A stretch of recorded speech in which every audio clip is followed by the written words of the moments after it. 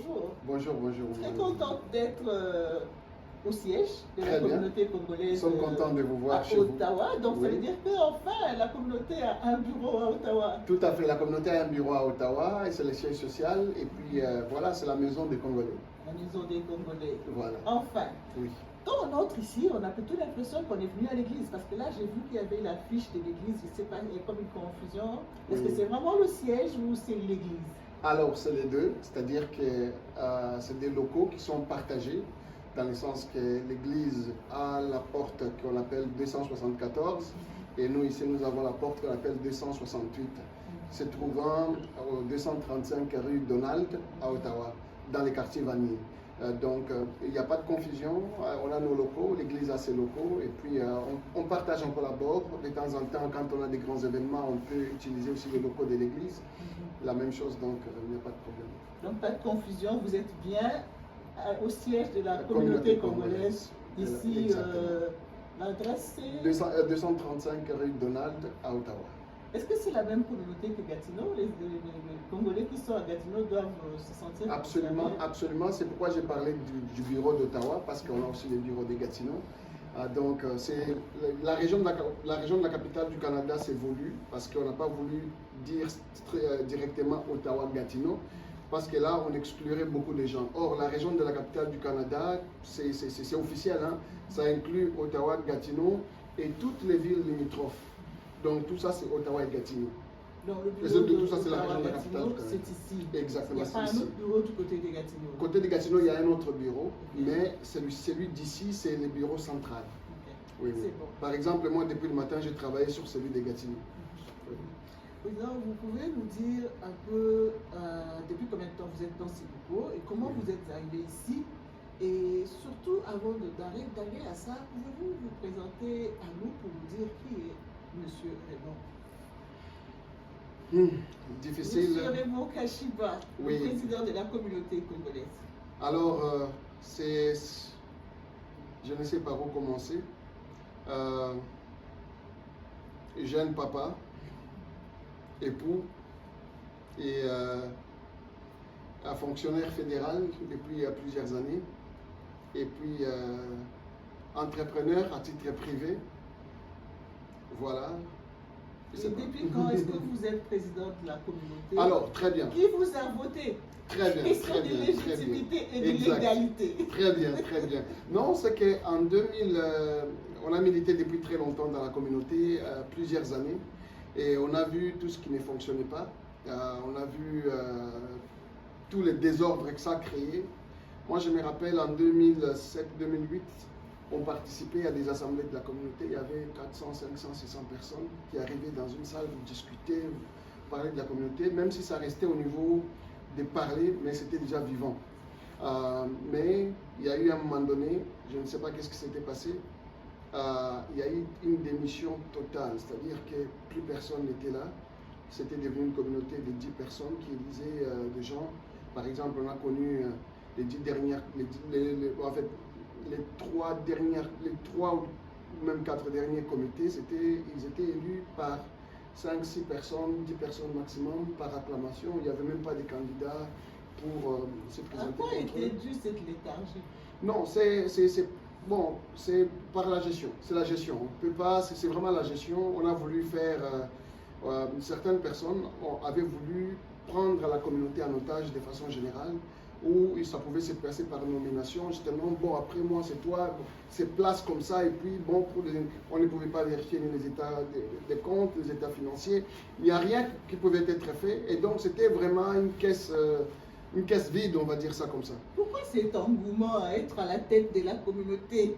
Mais cet engouement n'était même plus là, parce qu'il n'y avait plus personne qui était intéressé à ça, parce qu'on voyait tout ce qui s'est passé. Personne ne voulait être là. Même moi-même qui avais été candidat auparavant, on m'a appelé, on m'a dit, viens, c'est vide, il n'y a personne qui veut. Moi, j'avais refusé, je dis que je ne vais pas. Pourquoi? Parce que c'était vide, c'était une coquille vide où on avait tout, vraiment, c'est-à-dire que vous héritez, vous savez très bien que vous héritez uniquement des problèmes. Donc, il n'y avait rien. Mais j'ai été interpellé par ma fille.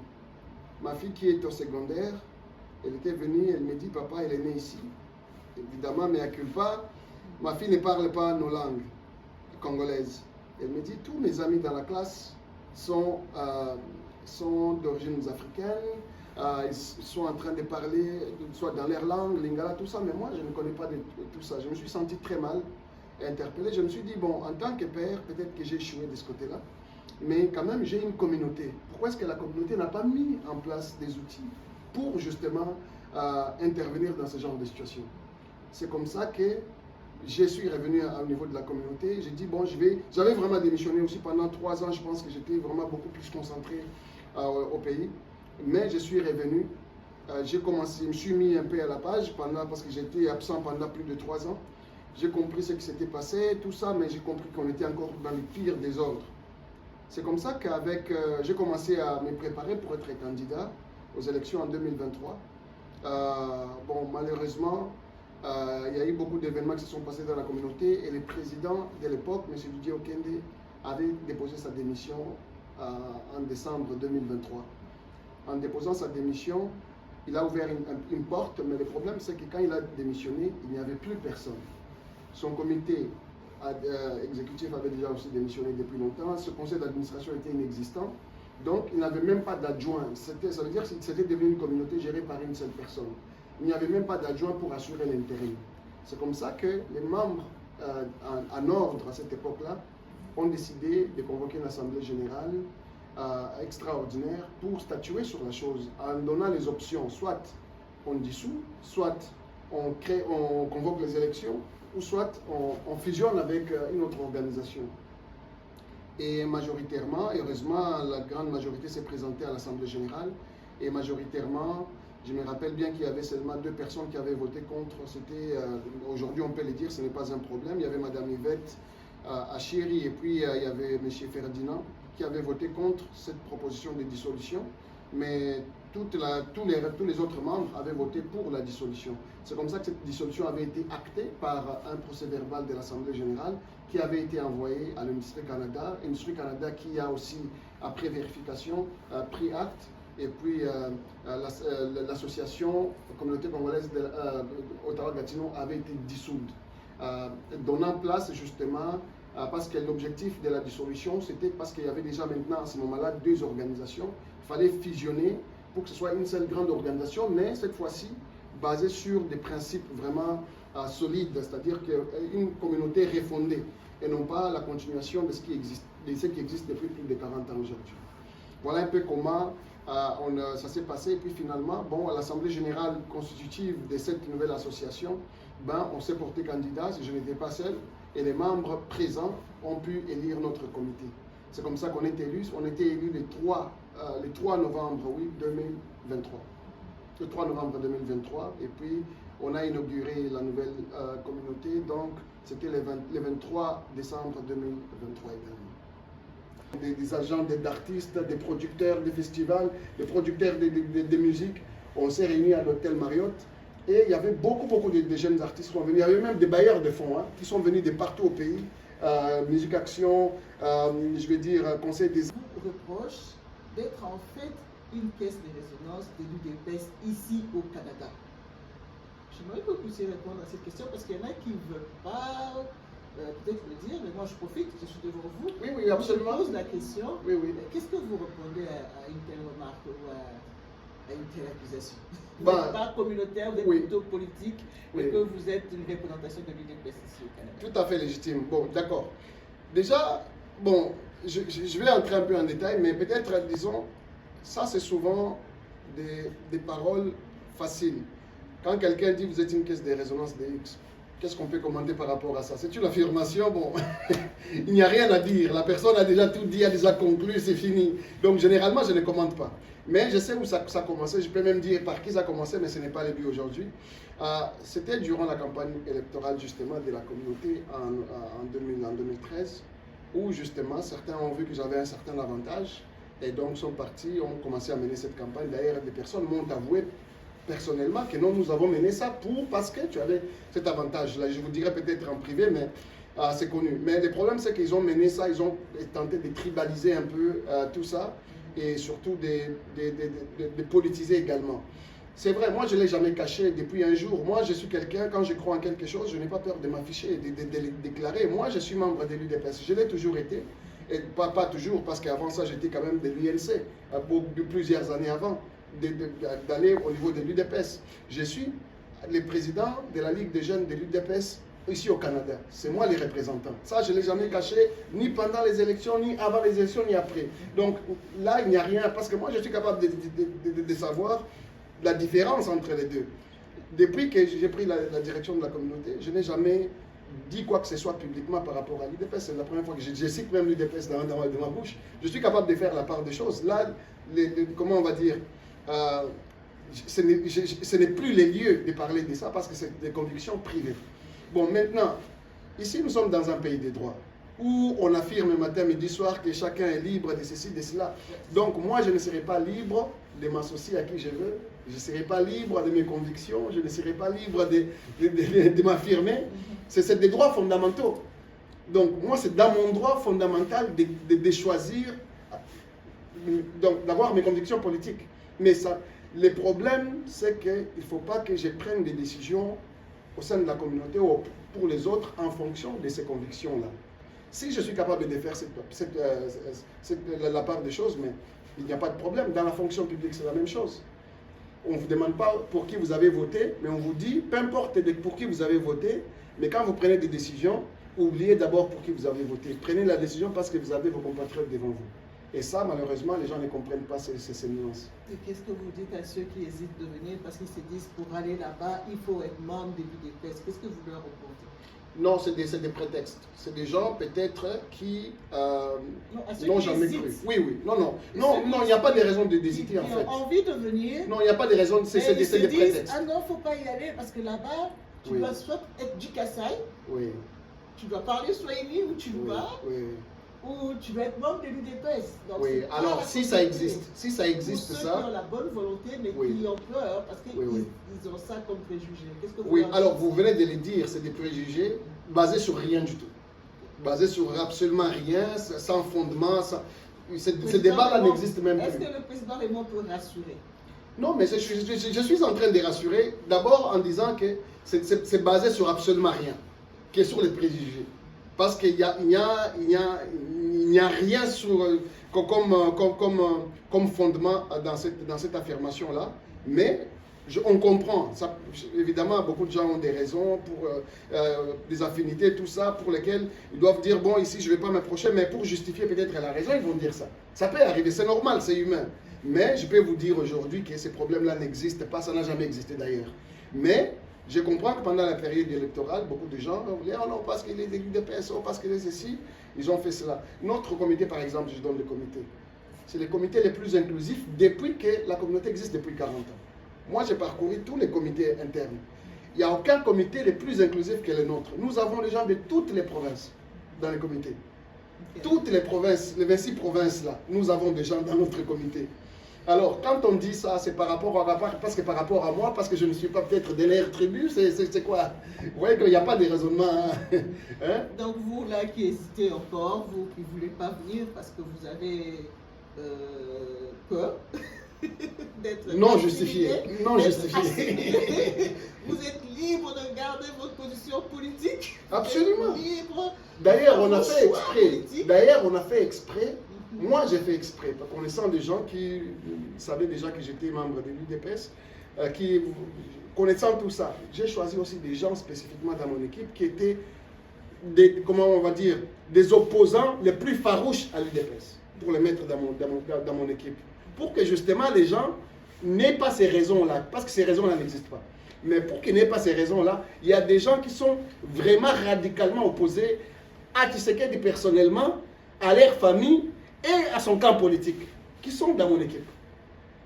Mais ça n'a rien à voir avec la communauté. Hein, mais justement, c'est parce qu'on sait c'est pourquoi on pense qu'on sait comment les gens pensent. Nous sommes au Canada. Exact. Nous sommes dans une communauté culturelle. Exactement. Donc, ça va être clair dans nos têtes. Voilà. C'est ce que le président nous demande. Absolument. C'est que non seulement ça, mais pour rassurer, parce que ces communautés congolaises et afro-descendantes, parce qu'on ne peut pas se limiter à la communauté congolaise. Oui, peut-être les noms nous trahissent, les noms vont rester comme ça, mais le contenu maintenant ne doit pas seulement viser les Congolais, doit viser aussi les autres Africains. Et les Africains ou les Afro-descendants qui, pour une raison X, n'ont pas de tribu au Congo, pour une raison X, ont perdu tout ça. Qu'est-ce qu'on en fait d'eux? C'est notre devoir, parce que c'est la suite logique qui attend aussi, en fait, c'est la suite qui attend aussi nos enfants. Après une ou deux générations, les enfants, est-ce qu'ils vont se rappeler de tout ce que nous, on se rappelle de notre pays? Ça aussi, c'est... Donc, comment prendre de l'avance par rapport à ça? Mais c'est en étant déjà ouvert aux autres, et puis voilà.